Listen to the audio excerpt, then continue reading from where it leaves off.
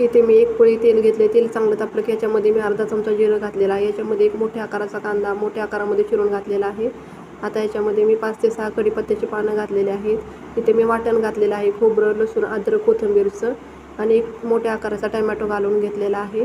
ह्याच्यामध्ये मी 1 चमचा मालवणी मसाला, भाजी मसाला, हळद आणि मीठ घातले. मसाले तुम्ही तुमच्या आवडीनुसार कमी जास्त करू शकता. आता याच्यामध्ये मी 2 चमचे पाणी घालून घेणार आहे. मी ते चवळी शिजवलेलंच पाणी घातलेलं आहे आणि हा मसाला बारीक गॅसवरती मी शिजवून देणार आहे. तर मसाल्याला चांगलं तेल सुटलेलं आहे. आता याच्यामध्ये मी शिजवलेली चवळी घालून घेणार आहे. चवळी रात्रभर भिजवून घेतली होती आणि कुकरला मी त्याच्या 3 शिट्ट्या करून घेतलेल्या आहेत. आता ह्याच्यामध्ये मी आणखी थोडंसं पाणी घालून ही रस्सा भाजी मी चांगली उकळून घेणार आहे.